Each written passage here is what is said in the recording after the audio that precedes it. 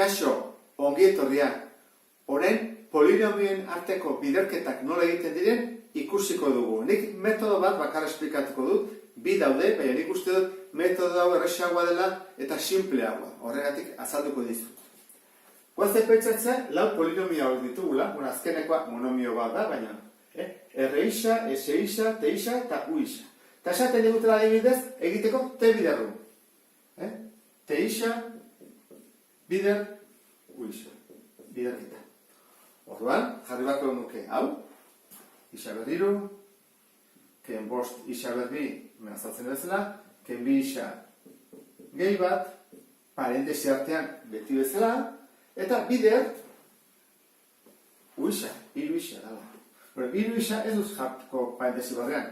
Ez dut behar, bakarra delako. Biengo baliz, binomio bat, bai, baina horrela ez. Nola egiten dia biderketa hau? Ba, egingo dugu banatze probitatea erabiliz. Egingo galmukena da, erantara.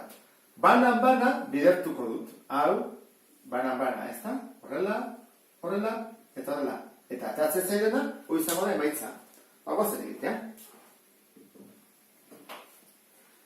Isa berriru, bider hiru isa. Ba, hiru bider bat, hiru, eta mailak batu. Hiru gehi bat, lau. Urrengoa, kenda, bost bider hiru amabost,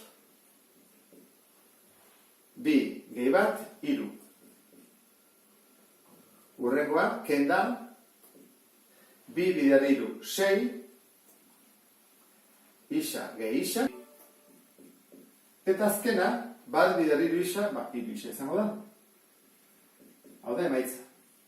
Banan-bana bidertu. Jakiteko ondo dugun edo ez, behintzat, fijatu behar dugu bukaeran, hauek ikusten ordenatua daudela, haunditik txikira, ez da? Ba, hemen egon behar du ordenatu eta haunditik txikira. Ez zitute hemen antzekoak. Dakate barrute desberdinak, hemen bezala. Hemen badi badute desberdinak, hemen ere ate barrute denak desberdinak. Orduan, bai badago adibidez berriru eta berriru, gaizki egin dugu. Horan, errepasatu inbarko nuke. Hau da, monomio bat dugunean, polinomio batekin. Baina batzutan, adibidez, egiten badugu R isa, S isa,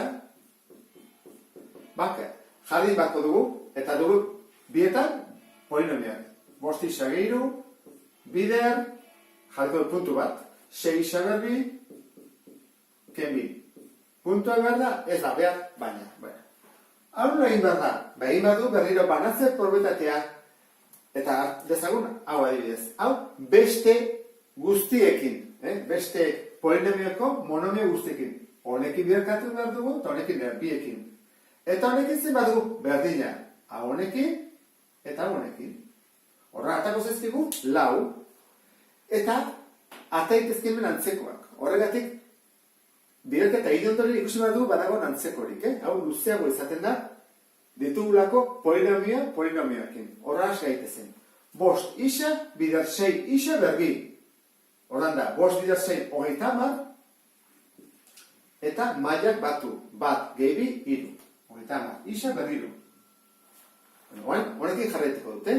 Bost isa, bider minus bi. Kenda, bost isa, bider bi, horran hamar, isa. Zenbakiak bidertu iten dira, bost bider bi. Bost isakin bukatu dut. Oren, irukin hasiko gera. Hiru bider 6 isa berbi. Hiru bider 6 emezortzi plus. Eta isa berbi. Zergatik ez duelako honek mailarik. Gai askea da. Urrengoa, hiru bider minus bi, minus 6. Kaso honetan, ez zaiguatea antzekorik.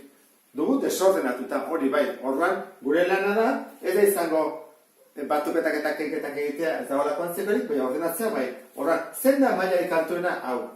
Hogeita hamar isa berriru, bigarren altuena hau, gehi, hemezortzi isa berri, bakoitza dator bere ikurrarekin, Ikurra ezin dugu trukatu bat besteekin, Urrengo hau izango da, kenamar, isa, eta azkena, kensen. Horran, emaitza, eman behar da. Beti, polinomio ordenatu bat. Maila handienetik, maila txikienera. Eta, hau diak biera egitekoak. monomioa denean bana bidertu, eta polinomioak direnean, hasi behar du biderketa luzeagoak egiten. Honekin bukatzen dut, beste bat arte, agur.